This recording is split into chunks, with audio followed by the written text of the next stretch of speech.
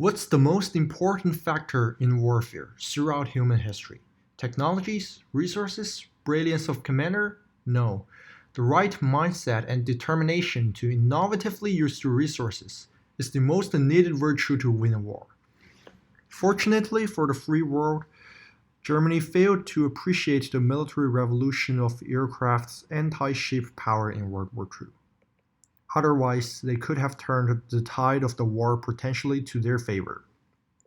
Everybody knows that America entered World War II after a surprisingly evil Japanese raid which almost decimated the entire US Pacific Fleet. But today, I don't want to talk about Pearl Harbor attack. What I found dreadful is the possibility that Germany already had the technical feasibility to carry out a Pearl Harbor-style raid at the start of World War II against the anchoring ground of the British Home Fleet and paralyze the Royal Navy's most powerful component. This hypothetical surprise attack would cause much more horrible consequences against the Allies before the US could join World War II. The majority of the British fleet was permanently stationed in Scapa Flow, the main base of Royal Navy since 1904, because it is the golden location to control the entrance between the North Sea and Atlantic Ocean in order to block German Navy from raiding Allies' commercial shipping. Like Pearl Harbor, the defensive structures against the air bombing in Scapa Flow were grossly outdated and inadequate for a war in which air forces played decisive roles for the first time. Anti-aircraft weaponry was obsolete. No radar deployed, old block ships were falling apart, and anti-torpedo nets were made of only single-stranded looped wires. There's only one small airport in the vicinity of Scapa Flow, and Royal Air Force didn't deploy fighters to cover Scapa Flow until late 1940. Most importantly, all anti-aircraft guns in Scapa Flow were not synchronized, which means they cannot fire coordinately to form a barrage. To form a barrage, all aircraft guns on land and sea needs to coordinate their fire at a set bearing, which was not feasible in the first year of the war. British anti-aircraft guns were put to the test to form a barrage on April 1940, which was really late, almost as late as the beginning of the Battle of France when the British Empire already declared war on Germany for over half a year. The anti-air defense in the British Home Fleet's main port was so insufficient that British Navy used funny tactics like air balloons to help guard against possible air attack. These large hydrogen-filled balloons were designed to hinder enemy aircraft trying to make a low approach to their targets. The British established a barrage balloon headquarters and a balloon production plant.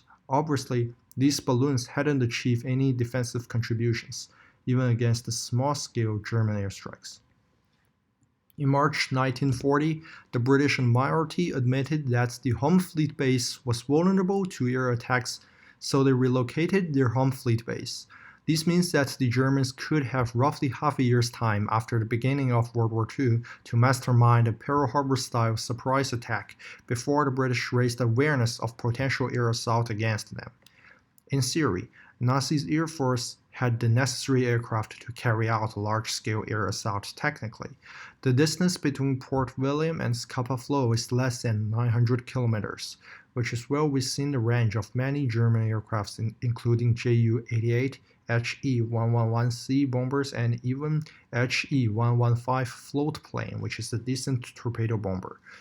For large-scale air raids, the FW-200 long-range marine patrol plane can serve as the commanding aircraft to navigate and coordinate large groups of aircrafts.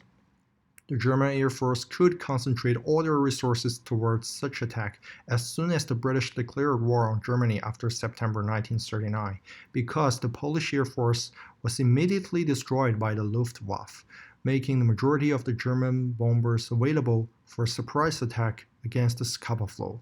The Nazis could have mobilized almost 1,000 bombers to form a formidable air fleet, which in theory can obliterate the entire British Home Fleet, because after the invasion of Poland, the Anglo-French forces were still sitting out in the Phoney War. Furthermore, there's no doubt that such a surprise attack would be an immense success. In the Battle of Malaya, 85 Japanese bombers destroyed HMS Prince of Wales and repulsed two of the finest capital ships in Royal Navy, with only minimal loss of 4 bombers shot down. The Malayan engagement demonstrated the effectiveness of aerial attack against even the heaviest of naval assets and revealed the British lack of awareness of air power's anti-ship capabilities. This was the first time in the war that a force of bombers was especially trained and equipped for ship killing, an unprecedented capability, as around that time ordinary land-based bombers had attacked ships without much success. Although Prince of Wales had one of the most advanced naval anti-aircraft system of the time, the Japanese air attack completely obliterated British Force Lee without any help from the Japanese Navy. If the Japanese can achieve such a feat against an elite British fleet, the hypothetical German large-scale raid could certainly inflict much more damage on the British home fleet if Germans had the right mindset and training of innovatively using air power. If a German surprise attack on Scapa Flow really took place, the horrible consequences for the Allies is that a crippled British home fleet was unable to carry out combat duty for at least several months, which means they can't block the German fleet from breaking out into the Atlantic Ocean to join the rampant U-boats in the blockade against the UK. A disastrous chain reaction will occur to harm the Allies and strategically tilt the balance in the Battle of Atlantic. In addition to the unlimited submarine warfare, the German surface fleet can also participate in the Atlantic blockade against the British Isles. German capital ships like the battleship Bismarck, Tirpitz, Gneisenau, and many other cruisers and destroyers were much more efficient at hunting Allies' commercial shipping vessels because they have faster speed and slow U-boats. The fastest U-boat underwater speed is 7 to 8 knots, which is roughly 4 times slower than most surface warships. Allies' merchant shipping losses could have multiplied compared to actual history, when they only faced the submarine threat. British required more than 1 million tons of imported material per week in order to survive and fight.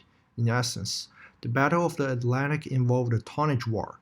The Allies struggled to supply Britain, and the Axis kept to stem the flow of merchant shipping that enabled British to keep fighting. The British population was on the verge of collapsing due to extremely tight wartime rationing of 39 pounds sterling of food for 1 month. This means less than 1.3 pound value per day per person for breakfast plus lunch and dinner. Rationing in UK population would be much more strangled if Nazi's force fleet was able to appear on the Atlantic Ocean, given British home fleet's demise. This situation will greatly demoralize the British population and cause potentially the British exit of the war if the British Isles was unable to sustain itself a year before the United States could join the Allies. Fortunately for the free world, Marshal Goring was not as clever as his Japanese colleague to order his air force to neutralize the British fleet. The supreme commander of the Nazi air force didn't even have the slightest clue on such a possibility of surprise attack after specialized anti-ship training. Germans didn't realize the power of airstrikes against the World War II-era Navy.